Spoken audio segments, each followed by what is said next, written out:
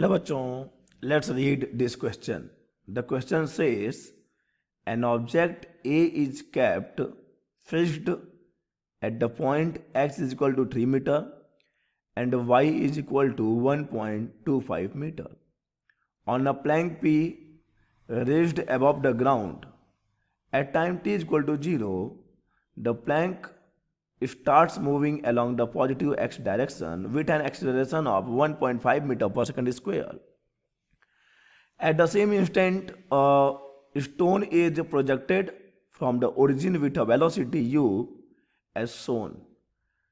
A stationary person on the ground observes the stone hitting the object during its downward motion at an angle of 45 degree to the horizontal. All the motions are in xy plane. Find u and the time after which the stone hits the object and tech g is equal to 10 metre per second square. तो आइए सबसे पहले हम बात कर लेते हैं की कंसेप्ट की. की concept and the key concept for this question is we can say projectile motion.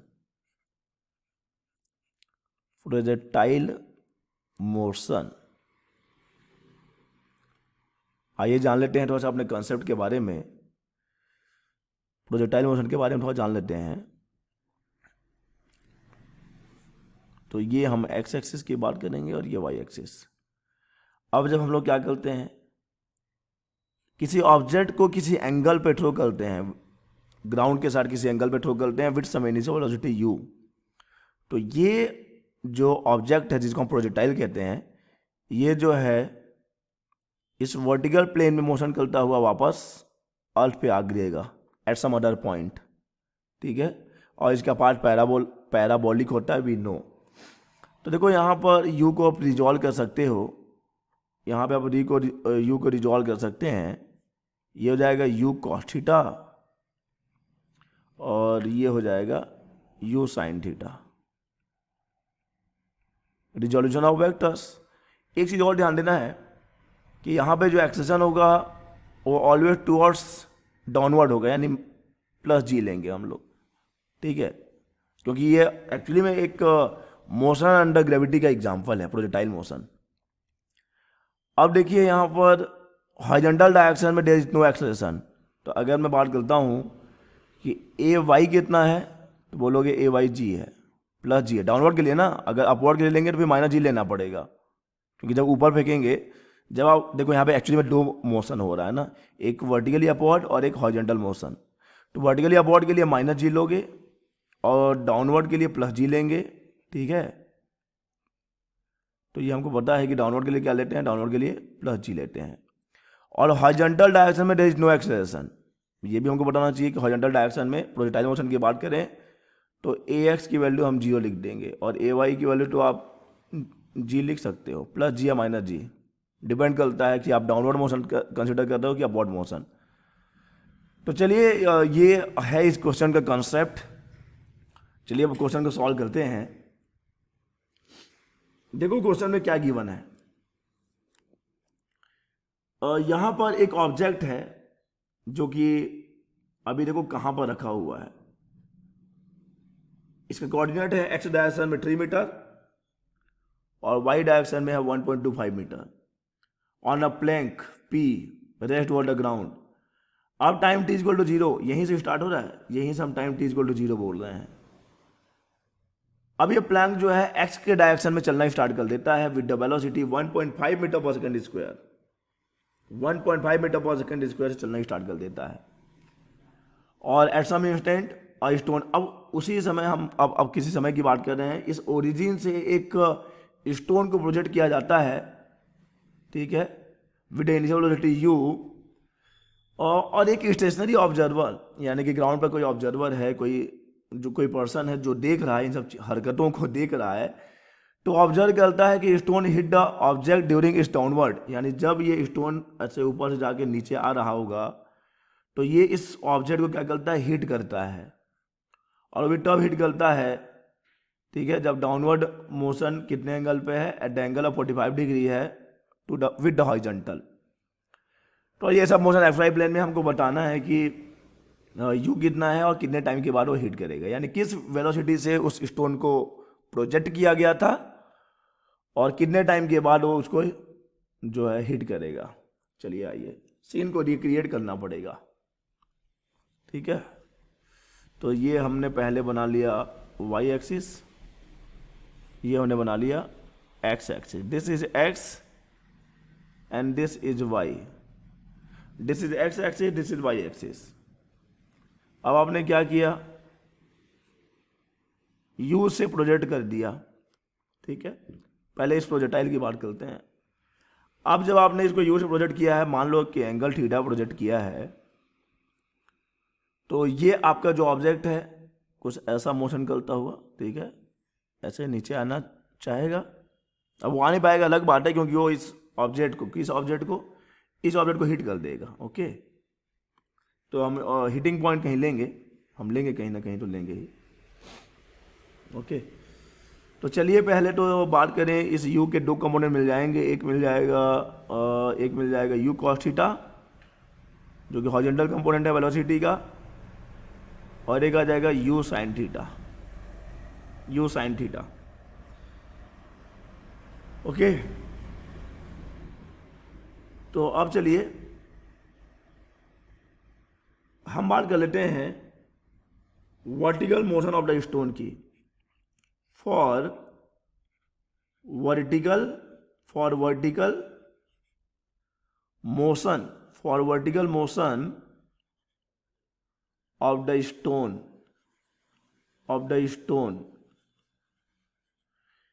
ठीक है। बात करिएगा यहाँ पे, ये जो आपका ऑब्जेक्ट है इट्स मूविंग अलोंग द कितना, along the x axis only, केवल पॉजिटिव एक्स में जा रहा है, ठीक है। ये जो ऑब्जेक्ट है ये पॉजिटिव एक्स में जा रहा है।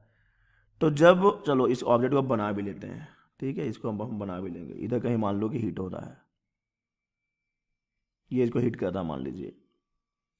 तो जब ये इसको हिट करेगा तो यार आपका ये जो बॉल है, सॉरी स्टोन है, वो कितने हाइट पे होगा, y is equal to 1 point कितना, y is equal to 1.25 metre ना बच्चे।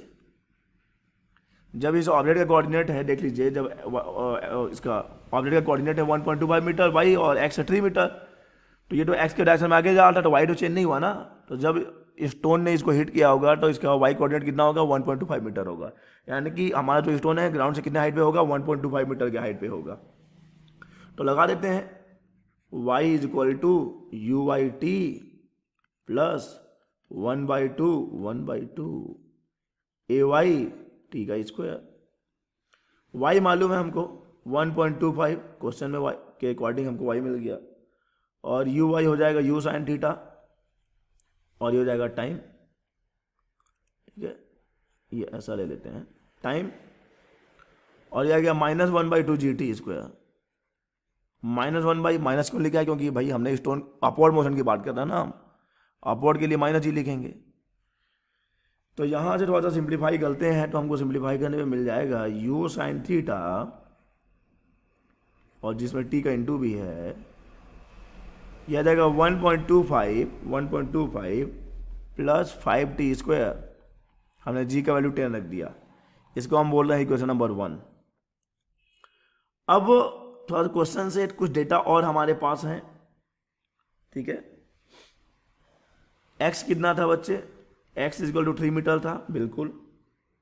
ax कितना था बच्चे, ax था 1.5 मीटर पर सेकेंड स्क्वायर, और फिलहाल तो रेस्ट में था ना, तो ux कितना हो गया, ux 0 हो गया। और ये सब जो डेटा हम लिख रहे हैं, ये हम किसके लिए लिख रहे हैं, फॉर द ऑब्जेक्ट लिख रहे हैं, for the object and the plank, दोनों एक ही साथ है, एंड द प्लैंक। और ये कब की बात हो रही है, at time t equal to 0 की बात हो रही है, at time t equal to 0 की बात हो रही है, टाइम 0 पर ये सब चीजें हो रही हैं। अब वो हॉरिजॉन्टल मोशन कर रहा है, तो हम इक्वेशन लगा देंगे अगेन, ठीक है। तो फॉर हॉरिजॉन्टल मोशन, अब हम ऑब्जेक्ट के हॉरिजॉन्टल मोशन की बात करेंगे, क्योंकि ऑब्जेक्ट या प्लैंक हॉरिजॉन्टली ही मूव कर रहा है। For horizontal for horizontal motion of the object and plank. ठीक है, तो x is equal to 3 plus ux into t. देखो यहाँ 3 प्लस क्यों किया है, क्योंकि ऑलरेडी वो x के डायरेक्शन में 3 मीटर पहले से ही है। ठीक है, और ये प्लस 1/2 axt स्क्वायर। तो यहाँ से x इज इक्वल टू कितना आ गया, x इज इक्वल टू आ गया 3 प्लस ux तो 0 है बच्चे, देख लो ux तो 0 है और ax की वैल्यू 1.5 है,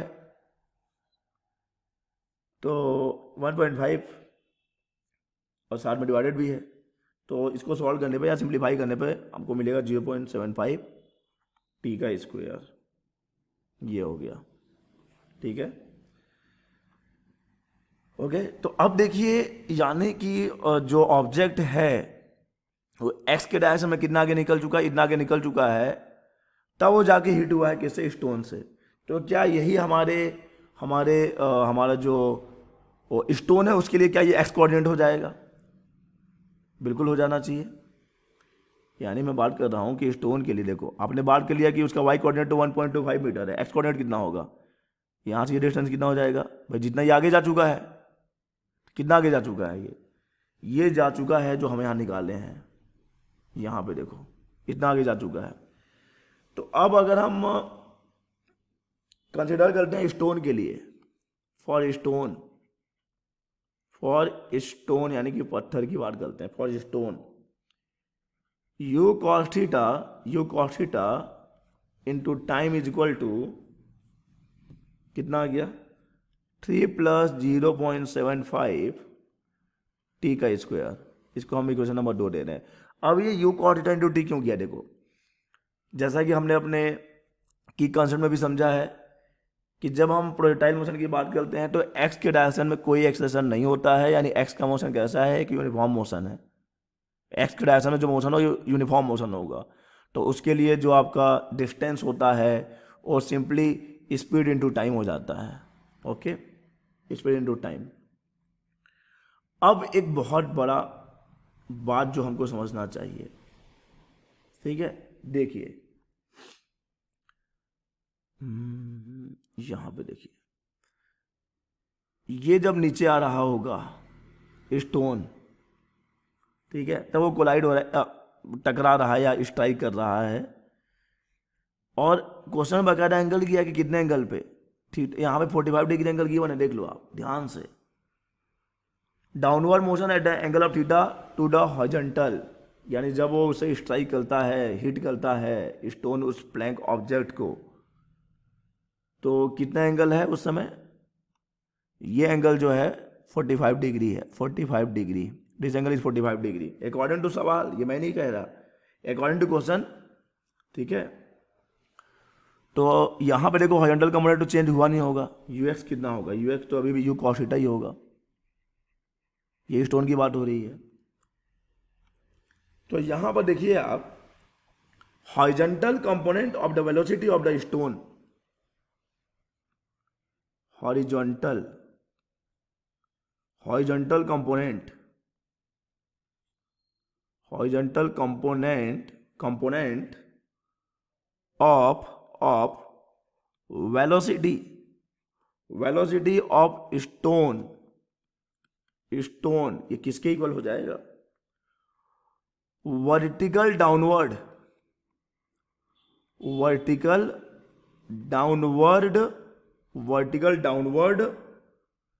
कंपोनेंट। वर्टिकल डाउनवर्ड कंपोनेंट क्यों बोल रहा हूं ऐसा, क्योंकि देखो ये और यहां पे एंगल 45 है, तो जब आप इस वेलोसिटी के मान लो ये v है, तो इधर v cos थीटा आएगा और इधर ये v sin थीटा आएगा, और क्योंकि थीटा 45 है तो cos 45 और sin 45 इक्वल ही होगा। इसीलिए अगर ये 45 डिग्री है, जो कि है अकॉर्डिंग टू क्वेश्चन, इसीलिए जो हॉरिजॉन्टल कंपोनेंट है और जो वर्टिकल कंपोनेंट है, ठीक है, वो दोनों सेम होंगे, वर्टिकल डाउनवर्ड कंपोनेंट, ठीक है, क्योंकि जो वेलोसिटी वेक्टर है इंक्लाइन है 45 डिग्री पे। तो चलिए, तो अच्छा इसको लिख देते हैं, नहीं तो आपको डाउट हो सकता है। Because velocity vector is inclined, velocity vector is inclined at 45 degree with horizontal, इसलिए ऐसा हम स्टेटमेंट लिख पा रहे हैं, ठीक है, ओके। तो अब यहां पर जो वर्टिकल डाउनवर्ड कंपोनेंट है, वर्टिकल डाउनवर्ड कंपोनेंट, ध्यान सुनिए, ये जो वर्टिकल डाउनवर्ड कंपोनेंट है और ये जो horizontal component of the velocity है, दैट विल रिमेन सेम ना, इक्वल रहेंगे। तो ये तो तय रहा, ये तो क्लियर है कि अगर हम बात करते हैं जहां पे हिट हुआ है, तो ये देखो हॉरिजॉन्टल कंपोनेंट तो u cos थीटा ही रहेगा, ठीक है, ux। वर्टिकल कंपोनेंट की बात करें uy की, तो आप निकाल सकते हैं, ठीक है, इसको uy या आप चलो इसको vy कहते हैं। vy कैसे निकलेगा, vy इक्वल टू आ जाएगा uy माइनस gt। हमने फर्स्ट इक्वेशन ऑफ मोशन लगा दिया, v equal to u plus at होता है माइनस, क्योंकि देखो ये जो uy है ये वेलोसिटी कैसा है, ये अपवर्ड है ना, इसलिए यहाँ पे हमने इसको माइनस g लिखा हुआ है। सो vy इक्वल टू आ जाएगा uy माइनस gt। और क्योंकि अगर एंगल की बात करें जो कि 45 डिग्री है, तो अगर आप यहाँ पे tan 45 निकालो, और क्योंकि ये नेगेटिव में लेना पड़ेगा आपको, तो tan माइनस 45 डिग्री क्या हो जाएगा, -1 होगा। और ये tan माइनस 45 होता क्या है, तो ये हो जाएगा परपेंडिकुलर, जो परपेंडिकुलर यहाँ पे uy माइनस gt होगा, और बेस क्या होगा, बेस हो जाएगा u cos थीटा, बेस हो जाएगा u cos थीटा बच्चे। यानी कि वी कैन से कि u cos थीटा इक्वल है किसके, माइनस u sin थीटा और माइनस gt के। थोड़ा सा सिंप्लीफाई कर लीजिए इसको, तो u cos theta minus into होके देखो gt तो प्लस आ गया और ये माइनस आ गया u sin थीटा, ये नंबर 3 आ गया, ओके। अब हम क्या कर रहे हैं, ये जो इक्वेशन 3 है उसमें अब हम t का मल्टीप्लाई कर रहे हैं, क्यों करना है भी समझ में आ जाएगा। आप t का मल्टीप्लाई कर दीजिए, ठीक है बच्चे। तो ये जो इक्वेशन नंबर 3 है उसमें t का मल्टीप्लाई करेंगे, मल्टीप्लाई t, तो t का मल्टीप्लाई करने पे क्या हो जाएगा, आपको मिल जाएगा u cos थीटा, और इसमें t का मल्टीप्लाई कर दिया है, और ये हो जाएगा gt square minus u sin theta, और इसमें फीचर t का मल्टीप्लाई हुआ है। इसको आप नंबर 4 ले दीजिए। और अब जो है हमारे पास फ्रॉम इक्वेशंस 4, 2 and 1, ठीक है, देखो 3 किसी काम के नहीं है, क्योंकि 3 से हमने 4 को ऑब्टेन कर लिया है।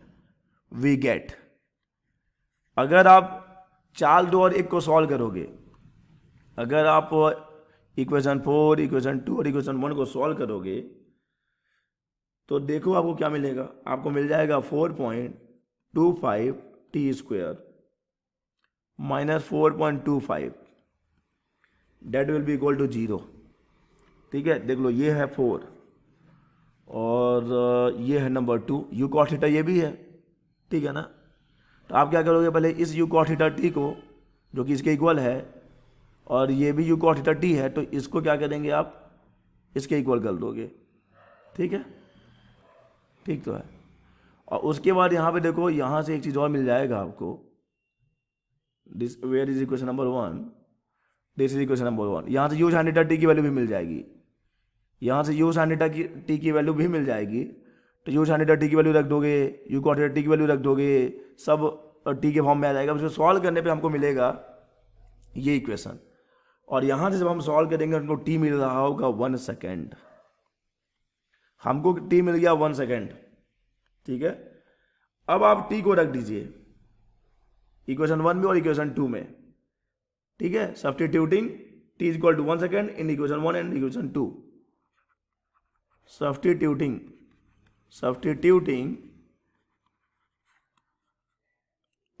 वैल्यू ना, t is equal to 1 second, t is equal to 1 second कहाँ पर, इन इक्वेशन 1 एंड 2, 1 एंड 2 में रख दीजिए, ठीक है। देख लो यहाँ पे आप टी की वैल्यू रख दीजिए, ठीक है। और फिर उसके बाद नंबर 2 कहाँ है बच्चे, यहाँ पे आप टी की वैल्यू रख दीजिए, तो आपको मिल जाएगा uy मिल जाएगा और आपको ux मिल जाएगा। uy जो कि u sin थीटा है बच्चे, और ux जो कि u cos थीटा है, ये आपको मिल जाएगा 6.25 मीटर पर सेकेंड और ये आपको मिल जाएगा 3.75 मीटर पर सेकेंड, ठीक है। आपने टी की वैल्यू रखनी है। तो अब अगर हम बात करें कि हैंस, देखो अब हमारे पास स्टोन के वेलोसिटी का एक्स कंपोनेंट भी है, वाई कंपोनेंट भी है, तो हम उसका वेलोसिटी निकाल लेंगे। Velocity of